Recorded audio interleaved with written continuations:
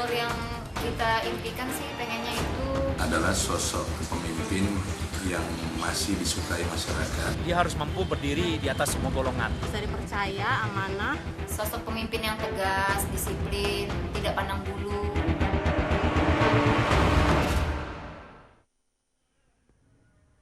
Selamat sore pemirsa, kita bertemu lagi dalam program Special Report bersama saya Dira Nasution. Inilah Special Report selengkapnya. Pemirsa, hiruk pikuk pertarungan menuju kursi Sumut 1 kini semakin hangat diperbincangkan di sejumlah media massa maupun di media sosial. Sejumlah putra terbaik Sumatera diprediksi akan maju sebagai bakal calon gubernur Sumatera Utara periode 2018 hingga 2023. Siapa sajakah nama tokoh yang digadang-gadang bakal mengikuti bursa calon gubernur Sumatera yang akan digelar pada Juni 2018 mendatang? Simak liputannya di Special Report Menjaring Sumut 1.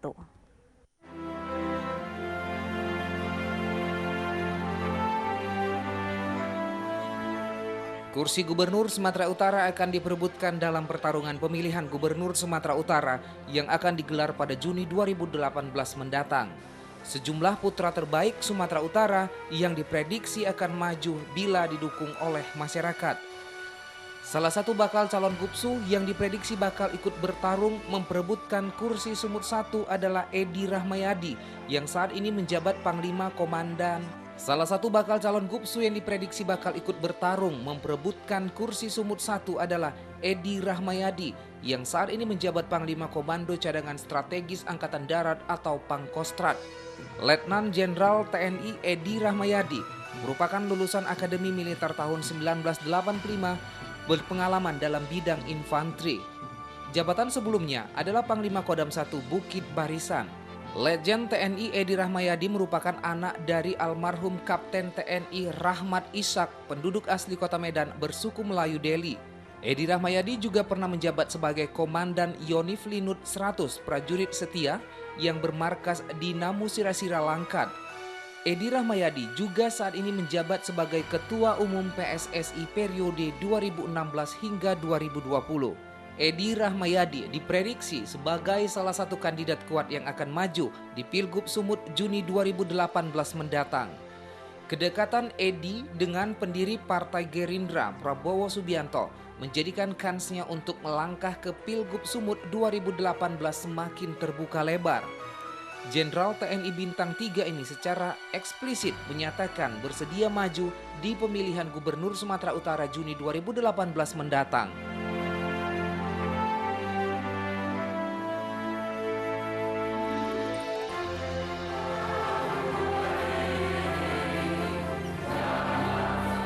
Bakal calon kuat lainnya yang diperhitungkan akan mengikuti pertarungan kursi Sumut 1 adalah Ngogesa Sitepu yang saat ini menjabat sebagai Bupati Langkat.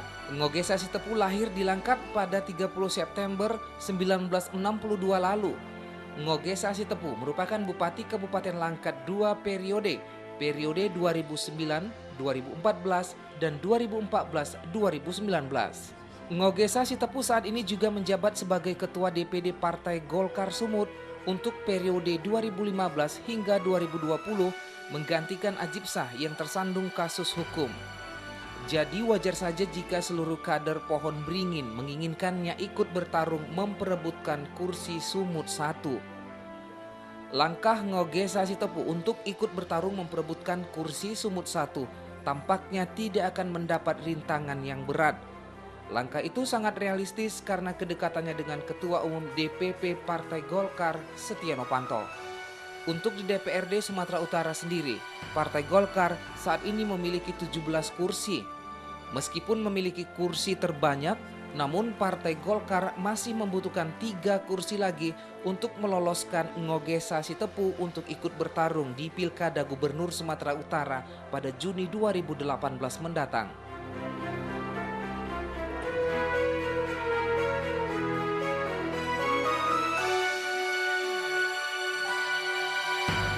Nama tokoh Sumatera Utara lainnya yang juga mulai mengkristal dan hangat diperbincangkan, Jopinus Ramli Saragih atau yang lebih dikenal dengan sebutan JR Saragih. JR Saragih lahir di Medan pada 10 November 1968 silam. JR Saragih merupakan Bupati Kabupaten Simalungun 2 periode 2010-2015 dan periode 2016 hingga 2021. Sepak terjang politik Bupati Simalungun periode 2016-2021 kini semakin diperhitungkan. Setelah terpilih sebagai Ketua DPD Partai Demokrat Provinsi Sumatera Utara untuk periode 2016-2021. Hal ini memuluskan langkah JR Saragih untuk mengincar Pilkada Gubernur Sumut yang rencananya akan digelar pada Juni 2018 mendatang. Tujuan politik untuk menuju Gubernur Sumatera Utara semakin terbuka lebar. Setidaknya, dukungan dari Partai Demokrat sudah mengarah kepada JR Saragih. Dukungan DPP Partai Demokrat juga diprediksi akan solid ke JR Saragih, mengingat kedekatan JR Saragih dengan Sekjen DPP Partai Demokrat Hinca Panjaitan. Melalui media online pribadi dan sosial media, JR Saragih melalui orang-orang di sekitarnya mulai rutin mempublikasikan JR Saragih dan kegiatannya di lapangan.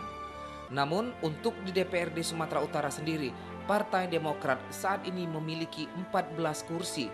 Artinya untuk mengusung JR Saragih, Partai Demokrat perlu berkoalisi dengan partai lain untuk mendapatkan 6 kursi lagi sehingga memenuhi syarat 20% kursi di DPRD Sumatera Utara.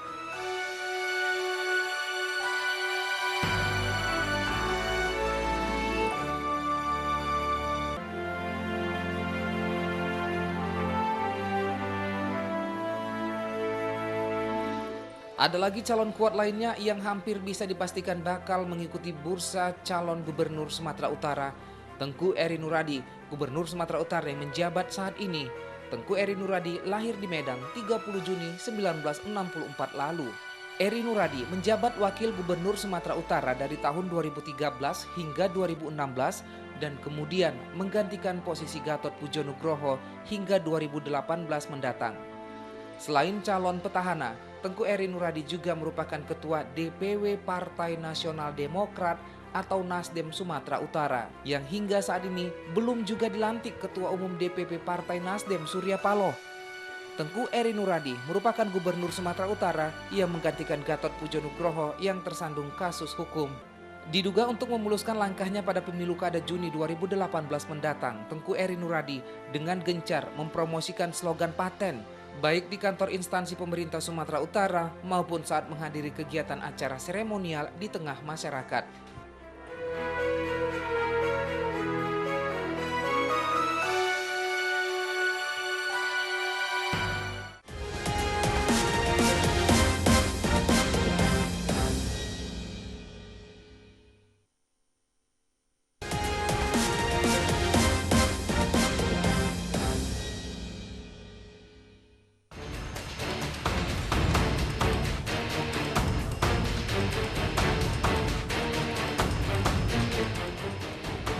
Kriteria gubernur yang kita impikan sih pengennya itu adalah sosok pemimpin yang masih disukai masyarakat. Dia harus mampu berdiri di atas semua golongan. Bisa dipercaya, amanah. sosok pemimpin yang tegas, disiplin, tidak pandang bulu.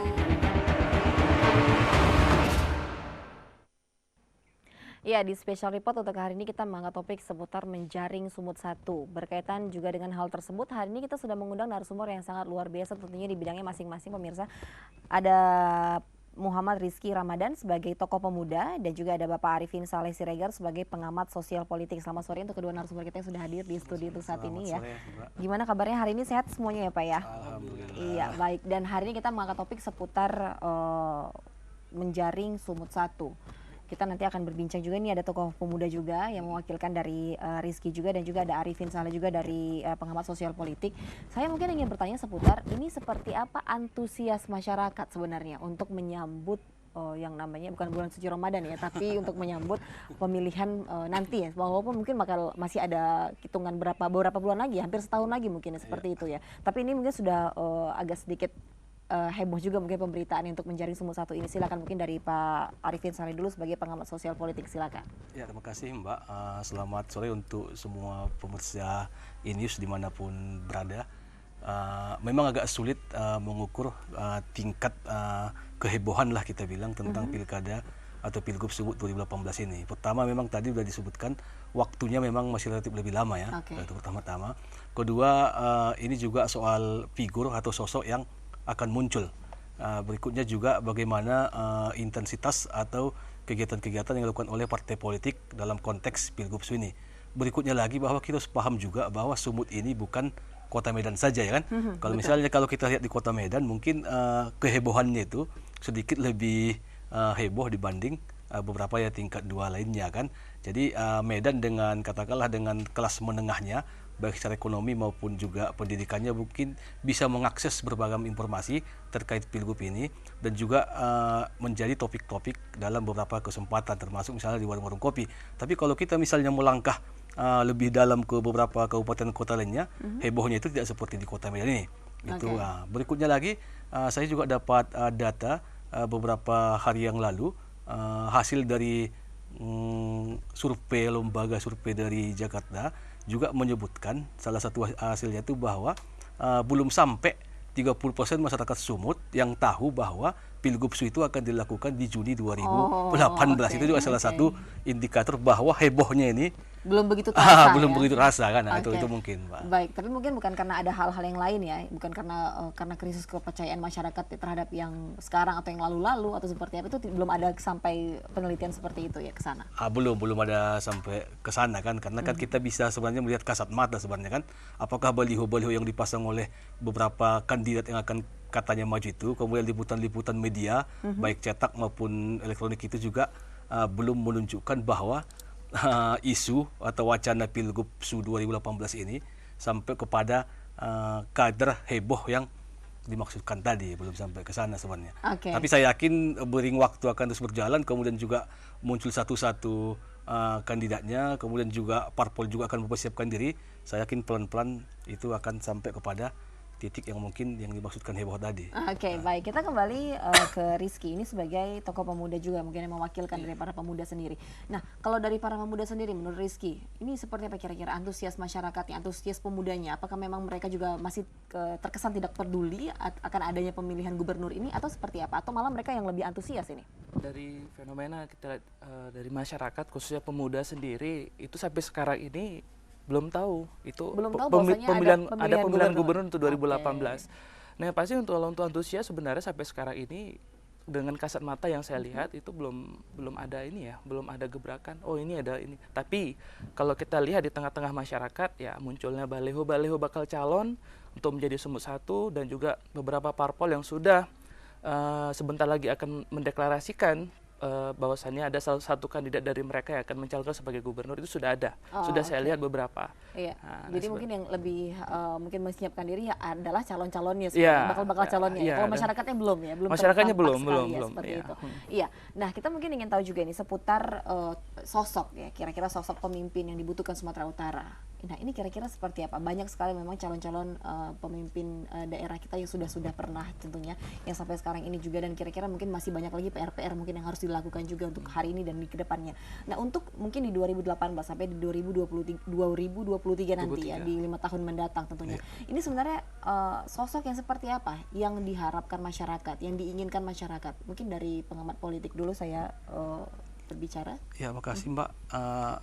Sebelum menyebut kita siapa sosok yang layak dan seperti apa kriterianya, saya ingin menyampaikan seperti ini, bahwa partai politik pada hari ini sebenarnya belum berhasil membuat proses Pilgub ini seperti yang kita harapkan tadi. Artinya gini, partai politik belum memberi kesempatan kepada masyarakat untuk menyampaikan siapa sebenarnya sosok yang mereka inginkan atau mereka butuhkan. Ada ego di tubuh partai politik bahwa mereka seolah-olah menyatakan seperti ini, bahwa calon itu hak kami gitu. Calon itu hak kami. Tanpa itu kan ya, itu sistemnya. Makanya beberapa partai politik justru membuka penjaringan calon-calon kepala daerah itu untuk mendaftar ke mereka sesuai dengan kriteria mereka, bukan saya pikir itu kriterianya keliru. Masyarakat. Iya, saya pikir itu keliru. Seharusnya partai politik membuka kesempatan kepada masyarakat, baik di tingkat provinsi maupun di tingkat kabupaten kota, untuk menyampaikan aspirasinya, menyampaikan kepada masyarakat siapa nama-nama Cagupsu. Kenapa bisa mengatakan seperti itu? Ada mungkin hal-hal yang dilihat dari sana? Ini untuk memberi peran kepada atau memberi posisi kepada masyarakat pemilih. Karena selama ini mereka hanya dijadikan sebagai alat saja kan. Partai politik misalnya mengambil atau menentukan calonnya, daftar ke KPU, kemudian di KPU menyerahkan ke masyarakat, ayo pilih ini. Padahal belum tentu itu keinginan. Seharusnya partai politik membuka kesempatan, memberikan kesempatan kepada masyarakat pemilih untuk menyampaikan dan mengajukan usulan siapa nama-nama atau sosok-sosok yang diinginkannya menjadi calon pemimpin atau calon kepala daerah. Kemudian partai politik melis, mendaftar, mentabulasi, dan membuat ranking. Siapa misalnya yang paling banyak dari kabupaten kota, kemudian digodok di provinsi, barulah dipanggil misalnya. Katakan dapat 10 besar, kan? Itu panggil, itu uji visinya, kapasitasnya, kan? Kemampuannya, jaringannya, itu baru uji. Kalau selama ini, maka itulah salah satu tadi tingkat kehebohan, kan? Beberapa pilkada itu tidak seperti kita harapkan. Karena ego partai politik tadi saya pikir, ya masyarakat hanya sebagai alat saja kan, untuk legitimasi bahwa partai politik sudah mengajukan calon. Iya. Contohnya misalnya saya di Pilgub kemarin, saya memiliki calon sebenarnya, ya? Tapi calon itu nggak dilirik oleh partai politik, jangankan diusung tapi nggak lirik. Tapi kita sebagai pemilih nggak diberi kesempatan. Sosial kan yang dibuka itu, ayo masyarakat, misalnya di kabupaten kota, sampaikan aspirasi Anda, usulan Anda, nama-nama sosok yang Anda layak, akan kami dukung, akan kami usung menjadi calon gubernur Sumatera. Usulannya bagus, mudah didengar juga nih kepada yang berwenang. Itu kan saya seharusnya itu secara idealnya kan. Itu yang belum pernah dilakukan menurut hemat saya. Mungkin terlihat agak sulit karena mungkin begitu banyaknya warga masyarakat Sumatera Utara yang banyak sekali tentunya. Ini cukup sulit, mungkin ada mengalami kendala, tapi tidak apa-apa, itu ada pengurus di kabupaten kota kan. Usulan yang bagus juga mungkin harusnya didengar, nanti mungkin di kedepannya akan seperti itu. Tapi untuk Rizky sendiri, tadi tokoh pemuda juga tentunya ya, dan juga masyarakat UAS juga. Ini sebagai masyarakat juga tentunya Rizky ya. Kalau untuk pemuda sendiri, ini sosok mungkin yang kita inginkan, yang Anda harapkan itu seperti apa, dan apa yang kira-kira dibutuhkan dari seorang pemimpin, khususnya mungkin untuk anak-anak muda di Sumatera Utara? Ya sebenarnya kalau mewakili aspirasi anak-anak muda di Sumatera Utara ini, ya butuh sosok pemimpin itu yang bukti nyata, tidak hanya sekedar kata-kata. Selama ini mungkin kita berkaca dari pilkada-pilkada yang lalu, calon itu mencalonkan sebagai pemimpin, baik itu provinsi maupun tingkat kabupaten kota, itu hanya sekedar janji-janji kampanye. Nah, setiba nanti sudah menang, sudah menjadi bupati atau wali kota ataupun gubernur, ya tidak terrealisasi dengan janji sesuai visi dan misinya. Bahkan itu dihilangkan. Nah, makanya menurut saya kalau sebagai seorang pemuda yang mewakili aspirasi pemuda, intinya ya kita harus lebih melihat sosok pemimpin itu seperti apa. Nah, kalau berkaca dari partai politik, mungkin Gerindra sekarang ini sudah membuka untuk aspirasi. Bahwasanya ini satu kandidat yang akan maju nanti untuk menjadi calon gubernur, itu akan membuka ini bagaimana? Kita langsung memberikan langsung ke masyarakat melalui kabupaten kota yang ada di Sumatera Utara. Maksudnya ini seperti yang dikatakan Bang Arifin tadi. Iya, ini kita Gerindra sudah mulai membuat itu sebenarnya. Kita sudah membuat itu, makanya satu muncul nama yaitu Pak Gus Irawan digadang menjadi calon gubernur melalui fraksi Gerindra sendiri. Berarti sudah mulai mungkin ini ya, Pak Arifin dari Partai Gerindra mungkin sudah mulai untuk mencalonkan dulu dari masyarakat dulu nih, baru dipilih dari kepada partainya itu sendiri ya, seperti itu. Ya, memang harusnya ada penegasan dari partai politik, baik di wilayah provinsi maupun di kabupaten kota, bahwa mereka memberi kesempatan kepada masyarakat untuk mengajukan nama, untuk menyampaikan aspirasi siapa sosok yang layak diusulkan oleh partai politik ini. Itu posisi masyarakat di situ seharusnya. Tidak seperti selama ini partai politik mengklaim, mengambil nama, menyeleksi sendiri, mendaftarkan ke KPU, baru KPU melemparkan lagi ke masyarakat. Kalau seperti itu, partisipasinya akan rendah. Masyarakat nggak akan peduli kan, itu kan bukan calonku. Calonku yang sana. Kenapa partai ini mengusul ini? Itu calon partai ya, bukan calon masyarakat. Masyarakat dulu maunya. Baik, kita tahan dulu karena kita harus break. Untuk Anda jangan kemana-mana, tetap bersama kami dalam program Special Report sesaat lagi.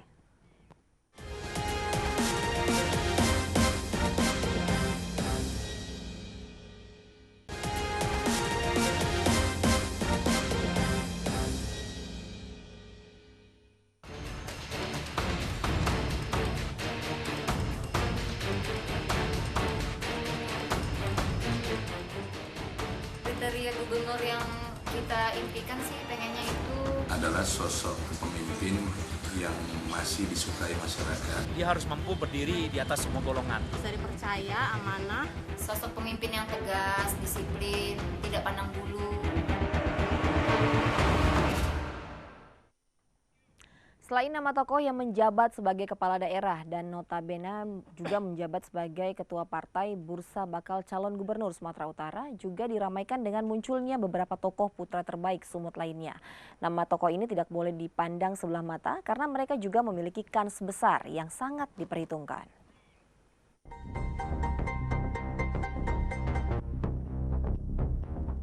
Nama tokoh lainnya yang digadang-gadang akan maju pada Pilkada Gubernur Sumatera Utara Juni 2018 mendatang adalah Arya Mahendra Sinulinga. Nama tokoh muda Karo kelahiran Kabanjahe, Tanah Karo pada 18 Februari 1971 ini cukup diperhitungkan. Arya Sinulinga atau yang akrab disapa dengan sebutan Bang Arya merupakan ketua Gerakan Rakyat Karo dan pendiri Gerakan Save Tanah Karo. Pada tahun 2016 lalu, tokoh muda Karo ini konsisten memimpin ribuan orang untuk aksi Save Tanah Karo, baik di kantor Gubernur Sumatera Utara maupun di Bundaran Hotel Indonesia di Jakarta.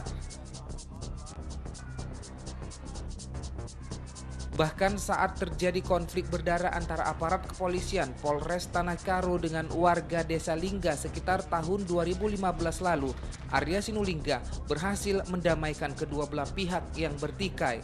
Arya Sinulinga tampil mewakili masyarakat Karo, sedangkan Wakapolda Sumut, Brigjen Pol Adi Prawoto mewakili pihak kepolisian. Arya Sinulinga saat ini menjabat sebagai Wakil Ketua Umum DPP Partai Persatuan Indonesia atau Partai Perindo. Arya juga pernah tercatat sebagai staf ahli Ketua DPRD Sumut dan salah satu praksi di DPRD. Tak lama kemudian, ayah dari 3 orang anak dengan istri Indira Prawira Brahmana ini masuk melalui prosesi seleksi menjadi salah satu komisioner KPI Sumatera Utara. Ketika bekerja di KPI Sumut inilah, Arya banyak belajar menyusun regulasi penyiaran. Setelah itu, orang-orang mulai melihat kemampuannya dan mengenal putra berdarah suku Karo ini sebagai ahli kebijakan media. Keahlian inilah yang kemudian mengantarkan dirinya menjadi konsultan media dan bergabung dengan perusahaan MNC Media. Di MNC Media, putra Karo jebolan Fakultas Teknik Sipil ITB ini pernah menjabat sebagai Corporate Secretary Indovision, Dirut Majalah Sindo Weekly, Dirut Global TV, Direktur Pengelola Satelit MNC, Pimpinan Redaksi, Corporate Secretary di MNC Group, Direktur Corporate Secretary MNC Group, hingga sebagai Direktur Pemberitaan MNC Group saat ini.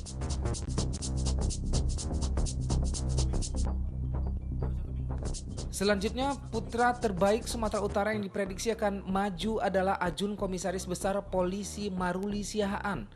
Maruli Siahaan saat ini menjabat sebagai Wakil Direktur Kriminal Umum di Polda Sumatera Utara. Bahkan melalui media sosial Facebook, orang-orang Maruli Siahaan dengan Maruli Sumut Bersatu, Maruli Center, Maruli Siahaan dengan gencar mempromosikan kegiatan Maruli Siahaan serta komunitas teman Maruli yang dibentuk untuk mendukungnya. Meskipun hanya sebagai kuda hitam, namun nama Maruli Siahaan yang dikenal wartawan di unit kepolisian dengan sebutan Dansui ini telah memiliki ribuan pengikut di media sosial Facebook. Maruli Siahaan dinilai layak maju dalam pemilihan Gubernur Sumatera Utara Juni 2018 mendatang. Berlatar belakang penegak hukum, Maruli memberi harapan Sumut bersih dari korupsi. Maruli Siahaan dinilai pendukungnya layak memimpin Sumatera Utara karena sudah 2 periode Gubernur Sumut berturut-turut tersangkut masalah hukum. Sebagai anggota Polri yang sudah bertugas puluhan tahun, Maruli Siahaan dinilai bukan sekedar tahu hukum, akan tetapi mengerti dan taat hukum.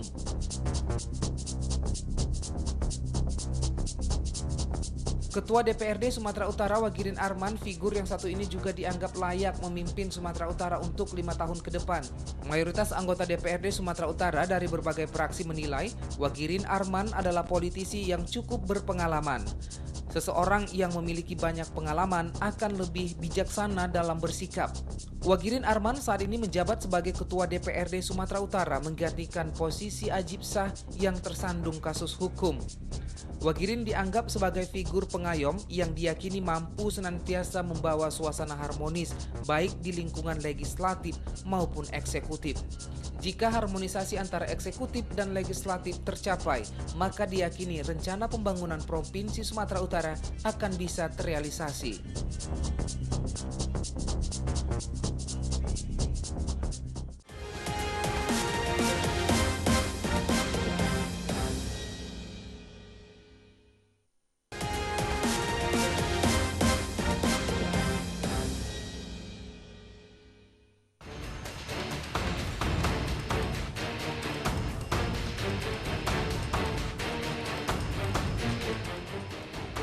Kriteria gubernur yang kita impikan sih pengennya itu adalah sosok pemimpin yang masih disukai masyarakat. Dia harus mampu berdiri di atas semua golongan. Bisa dipercaya, amanah. sosok pemimpin yang tegas, disiplin, tidak pandang bulu. Ya, kita masih di special report untuk tema yang kita angkat yaitu menjaring Sumut 1. Saya mungkin ingin bertanya kepada kedua narasumber kita, apakah mungkin untuk calon-calon ya Sumut 1 ini sendiri itu harus memang betul-betul dikenal masyarakat, dalam artian memang dia sudah famous gitu di Sumatera Utara, atau memang malah orang-orang yang sebenarnya belum terlalu begitu masyarakat tahu untuk di Sumatera Utara tiba-tiba ujuk-ujuk mencalonkan diri. Ini seperti apa kira-kira pandangan ini mengenai famous atau tidaknya mungkin dia di Sumatera Utara? Mungkin dari Bang Arifin dulu, silakan. Ya, kalau misalnya kita kaitkan dengan teori-teori politik, apalagi dalam konteks menjaring pemimpin daerah, memang soal keterkenalan tadi nggak bisa lepaskan.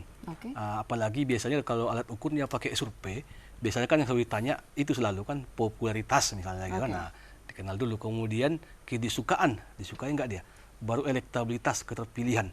Nah, yang tiga ini kan nggak boleh terpisah dia. Jadi memang harus dikenal dulu. Makanya jadi pada penting ya, ya, penting sekali. Ya, popularitas penting sekali. dia, famous Ya. dia di Ya, Sumatera Utara betul. itu Sangat penting sekali. betul sekali. Makanya pada hari ini misalnya kita lihat banyak baliho-baliho dari para kandidat yang bermunculan kan. Karena bagaimana logikanya kalau dia nggak dikenal, nggak mungkin disukai kan. Nah, kalau nggak disukai, mana mungkin pula terpilih kan. Nah, elektabilitasnya tidak akan ada. Jadi yang ketiga ini memang di mana-mana pasti selalu ada. Ya, pasti selalu ditanya masyarakat. Makanya orang berlomba-lomba, kandidat berlomba-lomba untuk terkenal dulu, dan itu dengan segala cara ya kan. Nah, cara paling gampang memang lewat baliho tadi kan, baliho, spanduk muncul di televisi ya, kemudian di media cetak juga.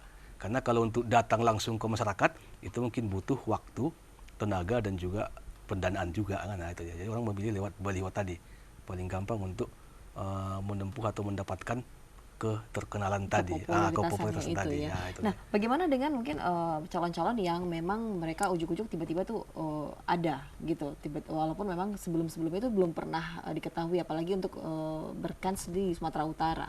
Nah, ya, memang selalu ada juga calon yang seperti itu kan. Iya. Tetapi juga selalu akan kalah juga, akan kandas juga kan, yang seperti itu. Karena nggak bisa dari situ mungkin membuktikan ya, bahwasanya kepopuleritasan itu sangat penting sekali di Sumatera Utara untuk itu. Iya, betul. Nah, di mana-mana seperti itu. Nah, fenomena atau fakta-fakta pilkada itu memang seperti itu. Baik di Amerika Serikat sana bisa seluruh Indonesia putra daerahnya bisa mencalonkan diri di sini ya. Iya. Tapi makanya, itu tidak pernah dikalahkan dengan yang memang benar-benar putra daerah dari asalnya. Benar seperti itu? Bisa juga seperti itu kan, tapi ada juga hal-hal yang bertentangan dengan teori seperti itu kan. Ini kan persoalannya keterkenalan itu kan bisa dibentuk dalam hitungan beberapa bulan aja semuanya. Kan? Ada itu mungkin cukup, Bang Arifin? Ada yang seperti itu. Dalam 3 bulan aja dia langsung bisa dikenal misalnya gitu kan. Anies itu kan muncul misalnya di Pilkada DKI kan belakangan kan. Jauh misalnya orang sudah mengenal sosoknya siapa, si Ahok kan. Nah, walaupun sebelumnya Anies itu sebagai menteri ya. Nah, tapi muncul beberapa bulan belakangan, tapi dengan gebrakan yang dilakukan oleh partai pendukungnya, dia juga masyarakat juga timnya itu juga kan dengan cepat popularitasnya naik gitu. Dan itu memang langkah pertama yang harus dilakukan oleh kandidat siapapun itu. Kalau dia nggak mengejar itu, dia pasti nggak disukai. Kalau dia nggak disukai, dia pasti nggak dipilih. Nah, itu teorinya. Oke, berarti yang pasti popularitas itu juga sangat penting di sana. Saya ingin menanya ke Rizky kembali ini sebagai pemuda. Apakah memang kalau yang diinginkan pemuda itu memang harus gubernurnya juga yang muda? Sebenarnya tidak juga. Tapi melihat fenomena sekarang, Sumatera Utara ini sedang dibidik oleh KPK sendiri ya. Asal kita lihat yang menjadi gubernur mungkin masa kerja tidak lama. Nah, sembari ada beberapa kasus-kasus yang mungkin ya membuat dia bisa terperangkap dengan hal yang seperti itu. Tapi dari konteks pemuda sebenarnya popularitas ini penting pada calon kandidat sendiri, terutama ya tadi yang dibilang Abang Da tadi untuk media massa ya, baliho, spanduk. Tapi yang penting bagaimana kita melihat rekam jejak calon pemimpin itu seperti apa. Rekam jejaknya seperti apa? Ya, apakah mungkin harus ya mempunyai pengalaman ya, mungkin di luar dari bidang pemerintahan sendiri ya, atau mungkin dia sebagai pengusaha, ataupun mungkin juga dia pernah menjabat sebagai direktur dan lain sebagainya yang sudah langsung disentuh oleh masyarakat programnya. Nah, seperti itu mungkin pemuda juga, beberapa pemuda menginginkan hal yang seperti itu. Tapi ya kebanyakan memang tetap dari awal tetap popularitas itu penting. Mengenalkan sosok melalui dukungan-dukungan media, media promosi ya, terutama dari baleho, spanduk, ataupun dari media televisi, elektronik dan lain sebagainya. Nah, seperti itu. Itu penting sekali. Menurut saya dan juga ke depan sebenarnya kalau untuk calon pemimpin muda ini ya apa salahnya menjadi calon pemimpin gubernur di Sumatera Utara. Mungkin yang muda, yang punya kreasi, yang punya karya. Berarti lebih baiknya lagi yang dengan yang muda ya. Ya sebenarnya mungkin, tapi anggapan masyarakat sendiri dengan sosok muda ini mungkin kinerja belum bisa kita lihat, belum nyata. Nah, tapi sebenarnya kalau tidak dicoba, kapan lagi? Nah seperti itu. Oke, baik. Nah, yang cocok sebenarnya untuk memimpin Sumatera Utara, kalau yang dulu-dulu, yang kemarin-kemarin itu kan sudah memang dari birokrasi, dari pemerintahan itu sudah. Nah, ini sebenarnya yang, apakah memang harus dimatchingkan nih antara gubernur dan juga wakil gubernurnya nanti, satu dari birokrasi, satu dari pengusaha, atau mungkin dari yang background-background yang lain? Nah, itu memang seperti itu kan seringkali misalnya dikalkulasi kawan-kawan di lapangan ya kan. Seharusnya birokrat dengan pengusaha, katakan birokrat dengan politisi, politisi kan birokrat, politisi kan pengusaha, TNI dengan sipil, sipil itu seringkali seperti itu kan. Itu memang penting, perlu untuk wacana politik dan juga untuk jualan ke masyarakat. Menurut pengamatan kalau saya pribadi sebenarnya hal-hal itu ya saya abaikan sebenarnya kan. Oh, itu diabaikan. Saya lebih. Jadi tidak penting untuk backgroundnya sendiri itu tidak penting. Kalau bagi saya untuk semut ini enggak. Jadi yang penting ya, apa? Karena beberapa pengalaman baik di yang pengusaha, yang birokrat, politisi, dan juga TNI yang nggak memberi dampak yang signifikan terhadap kemajuan Sumatera Utara dan juga kesehatan masyarakatnya. Jadi yang harus dimiliki, yang harus penting untuk memimpin Sumatera Utara. Kalau saya dari pengamatan saya selama ini, backgroundnya jadi apa tuh? Kalau bicara sosok misalnya atau bicara kriteria, saya pikir cukup dua aja, berani dan mau. Kalau berani dan mau itu mungkin banyak ya, Rizky juga bisa ya. Ya itu dia. Karena Sumut ini memang sudah memiliki semua. Iya, Sumut ini memiliki semua, kaya. Saya bilang nggak kaya. Berani dalam hal apa? Ya, dan berani, mau itu pasti sudah mau menjadi. Pertama berani menolak kepentingan kiri kanan atas bawah. Kan banyak kan. Berani misalnya terhadap melaksanakan kebijakan-kebijakan, ketentuan-ketentuan yang ada, kan? Itu juga. Kemudian juga berani melaksanakan semua program yang ada di APBD itu. Jadi kan soalnya kan ada yang nggak berani, ada yang nggak mau, kan? Bayangkan hari ini aja misalnya sampai bulan Mei serapan APBD kita itu nggak sampai 10%. Ini apa artinya? Berarti kan banyak program pemerintah provinsi yang tertuang di APBD itu nggak terlaksana. Ini udah bulan Juni, ya, udah mau bulan Juni kan? Itu dia baru 10%. Padahal uangnya ada, pelaksananya ada, masyarakat yang untuk menikmati atau mendapatkan program itu ada. Lantas kan itu tadi kan, mungkin nggak mau, mungkin ya.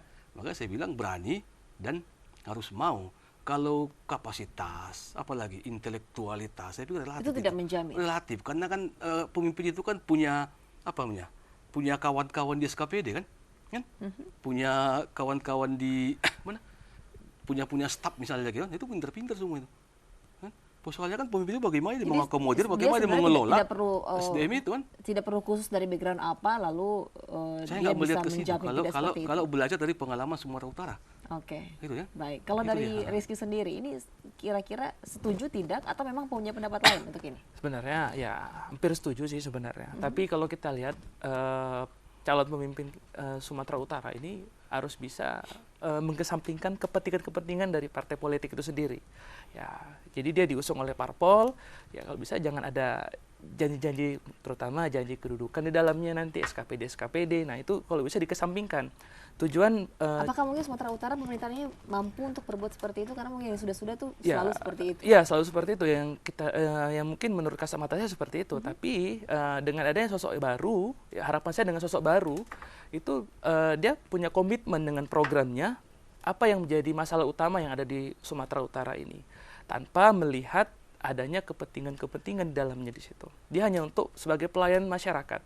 Gubernur sebagai pelayan masyarakat dan menerima keluhan-keluhan masyarakat. Banyak masalah-masalah di Sumatera Utara ini sebenarnya sampai sekarang belum selesai.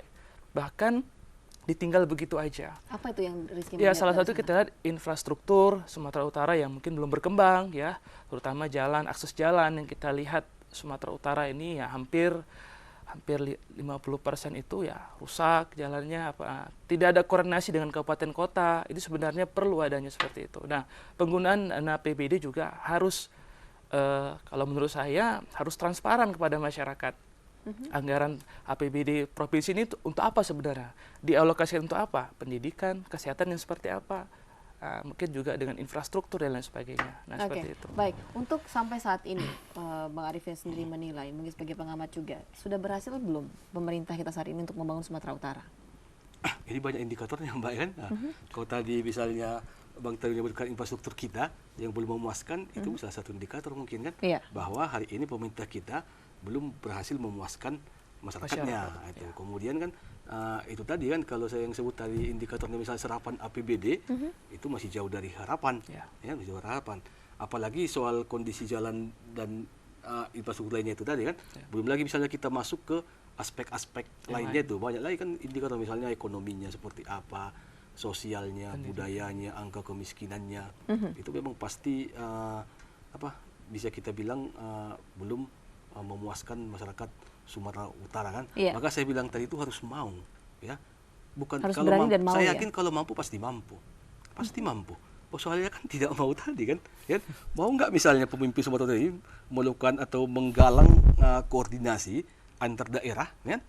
Kabupaten kota, kabupaten yang motornya itu di Pemprovsu. Ya kan karena pemerintah ini kan nggak, Pemprovsu ini kan Sumut itu kan nggak memiliki wilayah sebenarnya, nggak memiliki rakyat, masyarakat. Itu wilayahnya kabupaten kota, itu rakyatnya, masyarakatnya kabupaten kota. Nah persoalannya sekarang bagaimana gubernur itu, ya, katakanlah misalnya mengambil hati atau mengajak koordinasi, ya, si bupati dan wali kota itu dalam konteks melaksanakan pembangunan di kabupaten kota dan meningkatkan kesejahteraan masyarakatnya itu. Itu sebenarnya di situ sebenarnya yang belum matching selama ini. Jadi kabupaten Pola pun jalan masing-masing, provinsi juga seperti itu. Tidak ada koordinasi di antara sesama mereka. Iya, jadi kita bingung kan. Antara sama pemerintahan itu sendiri. Iya, kita bingung. Kabupaten kota merasa ditinggalkan kan, provinsi juga jalan sendiri, rakyat bingung kan. Ayo, apa kerja? Oke, baik, kita tahan dulu. Kita harus break untuk Anda, jangan kemana-mana, tetap bersama kami dalam program Special Report sesaat lagi.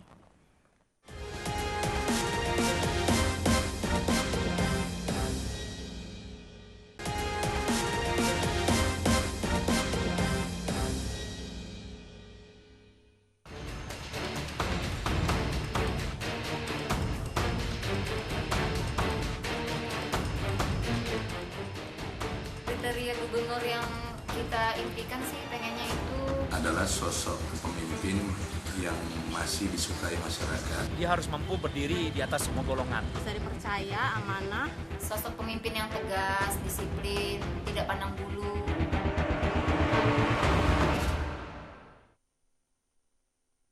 Terima kasih Anda masih di Special Report. Tadi kalau kita melihat ya, filler yang barusan kita saksikan juga ini sebenarnya masyarakat Sumatera Utara ini sebenarnya sangat simpel sekali untuk yang diinginkan mereka, yang baik, yang bisa menerima semua golongan, calon-calonnya. Ini sebenarnya hal-hal yang memang tidak sulit sebenarnya, tapi pasti sama sekali memang ini harus juga memang masih ada positif dan negatifnya juga di tengah-tengah masyarakat, karena memang ada yang merasa masih kurang puas, ada juga sudah yang merasa mungkin cukup.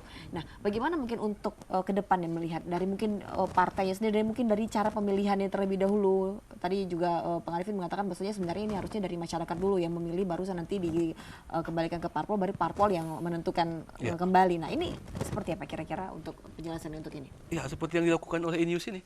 Enius kan menjaring suara masyarakat langsung kan. Masyarakat udah ngomong kan, kami pingin ini, pingin seperti kan.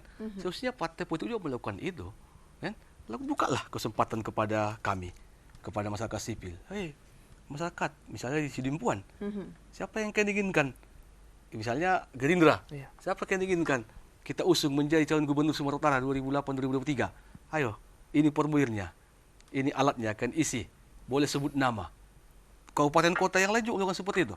Nanti itu disatukan di provinsi, ditabulasi, di ranking, kan? Dapat 10 besar baru panggil, baru panggil, uji, kan? Uji kapasitasnya, uji kemampuan intelektualisnya, kalau kan uji PC-nya itu, setelah itu baru tentukan. tentukan apakah mau lewat survei silakan. Yang tentukan juga ya harus daerah.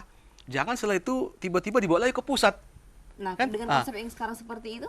Ya itu tadi, makanya di situ saya bilang kalau mekanismenya seperti yang hari ini, Iya. itu posisi masyarakatnya nggak jelas. Jelasnya hanya diundang pada saat coplosan saja, itu yang kasihan itu. Kan? Kita kan hanya diundang pas saat coplosan.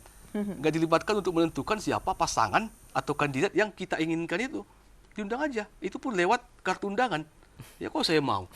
Mana mungkin saya mau kalau yang saya inginkan tidak ada, ya, tidak ada diurut dari awal misalnya gitu. Celakanya yang menentukan itu seringkali pusat. Ya, udah lelah-lelah kawan-kawan partai politik menggodok dari bawah, kan? Menjaring, melakukan berbagai kegiatan, tiba-tiba diajukan ke pusat punya kebijakan lain. So, hari ini kan Bu, pusat selalu, partai politik ya, selalu mengalaskan bahwa calon itu harus lewat survei. Yeah. Surveinya independen katanya gitu. Itu selalu kan. Kalau saya nilai ada sesuatu di balik itu. Di balik survei independen Ya. itu. Ya masa untuk calon pemimpin kita, penduduk kita lebih 12 juta, tapi tentukan oleh individu per individu Jakarta sana. Kan? Itu partai politik itu kan. Jadi apa selama ini yang manfaat yang kita lakukan di sini kan? Di mana posisi tawar partai jadi politik? dari awalnya saja itu sudah salah sebenarnya. Keliru menurut saya. Nah, padahal kita berharapkan ada posisi masyarakat ya dalam konteks pilkada ini. Itu. Iya. Nah, tapi kan tidak kan? Karena itu tadi saya bilang dari bahasa tadi ego partai politik itu. Tapi saat ini belum terlambat lah saya pikir. Buka penjaringan yang seperti itu, bukan penjaringan meminta calon mendaftar. Selama ini kan itu kan, Bu. Ya, partai politik A membuka penjaringan calon kepada daerah ya. Karena kabarnya katanya kalau mau menjadi gubernur itu biayanya sangat mahal sekali. Jadi tidak ada yang mau karena mungkin tidak cukup hanya berani dan mampu tadi. Mau tadi. Iya. Nah, ini memang banyak sekali hal-hal yang memang menjadi PR juga ya untuk orang-orang yang cuma hanya berani mau dan berani tadi itu belum cukup. Nah, ini seperti apa pandangan? Ya, kita kan pertama-tama kan menyerap keinginan masyarakat dulu, aspirasinya dulu. Siapa yang misalnya saya bilang tadi Sidimpuan, siapa yang menginginkan di calon gubernurnya? Kan nggak pernah ditanya itu. Kan? Mana pernah ditanya. Misalnya di Kota Medan lah. Mana pernah ada partai politik misalnya menanyakan ke warga, siapa yang kalian inginkan? Ya? Ajukan ke kami, ini formulirnya, lingkari saja misalnya. Enggak kan? Partai politik selalu membuka pendaftaran untuk langsung bakal calon kepala daerah. Mereka godok itu, mereka tentukan dengan berbagai mekanisme, ya kan? Baru mereka daftarkan ke KPU. Ya, selanjutnya KPU mengundang pemilih untuk datang ke hari pencoblosan. Wah, kalau saya berpikir. Tapi di sana terlihat jelas bahwasanya masyarakat sendiri sebenarnya itu bisa mencalonkan dirinya sebagai gubernur, Bisa, ya, ya, asalkan betul, mereka betul. berwarga negara Indonesia. Itu sebenarnya sudah jelas. Nah, bagaimana dengan keterkaitan dengan itu? Apakah memang juga masing-masing masyarakat juga merasa mengundurkan diri karena merasa tidak mampu? Karena kabarnya katanya untuk menjadi orang nomor 1 di Sumatera Utara itu sangat tinggi sekali biayanya. Ini seperti selain apa? itu Bu ya, selain apa? Iya. Selain kapasitas, Iya. intelektualitas, Iya. betul juga isi tas ya. Iya, betul. Nah, bagaimana? Mungkin dari Rizky juga, saya ingin bertanya tambahan. Ya sebenarnya kalau itu kan tergantung dari kebijakan partai politiknya sendiri. Itu tadi sebenarnya partai politik membuat suatu kebijakan dari pusat sampai ke tingkat provinsi maupun kabupaten kota itu harus membuka penjaringan ini loh masyarakat ini loh ataupun ini loh calonnya akan diusung dari Gerindra. Bagaimana respon masyarakat sendiri ataupun parpol bisa memberikan kebijakan siapa masing-masing calon yang didukung oleh masyarakat untuk menjadi calon gubernur. Nah, kalau masalah isi tas tadi ya itu memang tidak menjadi ini ya sudah menjadi kebutuhan kalau kita lihat sekarang politik, ini. Iya, Karena banyak yang takut justru di sananya gitu. Memang kan masyarakat pinter juga sebenarnya kan. Dia kan kalau di kurkun yang gede nggak mampu kan dia pasti nggak daftar. Pasti dia ngajukan orang kan. Iya, Cuman kesempatan itu yang nggak dibuka. Iya. Jadi kendalanya di sana. Nah, ini bagaimana jadinya yang berkembang jadinya hanya yang itu juga jadinya masyarakat yang mungkin yang mempunyai kesempatan yang bagus sebenarnya jadinya merasa mengundurkan diri sendiri karena hal yang itu. Itu sebenarnya itu tergantung dari kebijakan partai politik tadi untuk membuka penjaringan kepada masyarakat. Kalian lo bebas loh, nih buat masyarakat bebas siapa mau jadi calon pemimpin untuk jadi gubernur salah satunya dan seperti itu. Nah, tapi tidak menutup kemungkinan isi tas itu berpengaruh juga untuk menjadi calon pemimpin seperti itu. Oke, baik. Nah, kalian sendiri mungkin di kedua narasumber saya sudah mempunyai calon pilihan tidak? Ada yang dari antara keenam itu tadi? Kalau Rizky sendiri? Kalau saya karena memang berasal dari Partai Gerindra, kita mendukung Gus Irawan. Itu memang sudah melalui penjaringan dan kita juga survei langsung ke masyarakat. Itu sudah menjadi penjaringan dari masyarakat juga? Dari masyarakat juga ya. Yang mengusulkan masyarakat? Lalu ke partai politik? Ya, beberapa dari partai politik, ya beberapa juga dari masyarakat. Nah, tapi lebih banyak memang kita lihat beliau ini menjadi sosok kandidat mewakili dari fraksi Gerindra untuk menjadi calon gubernur di Sumatera Utara. Oke, meskipun beliau pernah mencoba dan ternyata kalah, dan ini mencoba lagi. Mencoba, itu tadi tidak takut kalah, tidak putus asa beliaunya. Tidak putus asa, langsung maju sebagai lagi. pemilih tidak takut bakal kalah lagi, bakal kecewa lagi. Karena kita lihat dari rekam jejak beliau itu yang dulu juga pernah jadi Dirut Bank Sumut ya, sudah melakukan program-program terbaik kepada masyarakat. Apa salahnya memang beliau ini memang belum ada kesempatan sebenarnya menjadi gubernur. Tapi kalau beliau sudah ada kesempatan menjadi gubernur, mungkin program-program beliau akan lebih luas lagi untuk masyarakat di Sumatera Utara. Berani dan mau ya? Iya. Oh, berani dan mau ya. Bagaimana? Mungkin sosok yang dukung Abang ini berani dan mau. mau. Dan mampu satu lagi saya rasa. Ya. Oke, baik. Kalau dari Bang Arifin sendiri sudah ada mungkin sosok dari antara keenam atau mungkin malah di luar dari keenam juga sudah ada nih? Enggak, saya ada juga. Dari keenam tadi? Iya, jagoan saya ada. Tapi saya nggak usah sebut nama. Tapi saya yakin dia pasti nggak diusung. Oh begitu, kenapa? Iya. Kenapa sudah langsung merasa kalah? Karena itu tadi, karena ini? saya masih tetap percaya bahwa calon gubernur Sumatera ke depan itu akan ditentukan oleh 1-2 orang aja di Jakarta sana. Nah, saya percaya itu, dan saya yakin yang jagoan saya ini pasti nggak mendapat tempat di hati dan kenapa? di Karena mata orang populer, Jakarta sana. Tidak populer atau karena populer, ada sesuatu populer dia. hal? Okay. Cuman ada hal lain lah ya. Nah, saya percaya dia tidak akan diusung. Nah, makanya saya bilang mekanisme tadi harus rubah dulu. Partai politik di Sumatera Utara harus memiliki posisi tawar ke Jakarta untuk menentukan siapa calon yang akan diusungnya. Survei itu pasti ada unsur lain, ada niat lain di belakang survei itu, dan itu selalu dimanfaatkan oleh Jakarta untuk menentukan siapa yang akan diusung dari partai politik itu. Pilihan Jakarta itu 100% mutlak, tidak bisa diganggu gugat. Ya mereka sebenarnya seperti itu kan. Partai politik kan menggalang dari tingkat 2, digodok di provinsi, baru diajukan ke Jakarta kan. Kalau nggak dapat tanda tangan rekomendasi dari ketua kan, ketua partai politik pusat kan nggak bisa. Iya, baik. Sayang sekali waktu kita sudah di penghujung acara. Mudah-mudahan ini bermanfaat. Mudah-mudahan ini saran-sarannya juga tadi didengar ya kepada yang berwenang, yang berwajib juga mungkin untuk ini tentunya. Dan pemirsa, seluruh kerabat kerja mengucapkan terima kasih atas perhatian Anda. Saya Dira Nasution, selamat sore dan sampai jumpa. Terima kasih.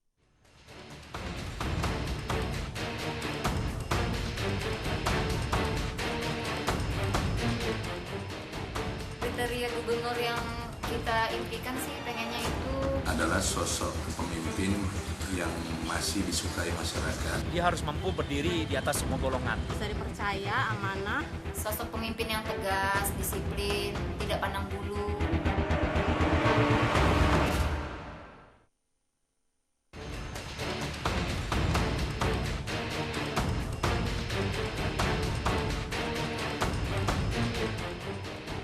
Kriteria gubernur yang kita impikan sih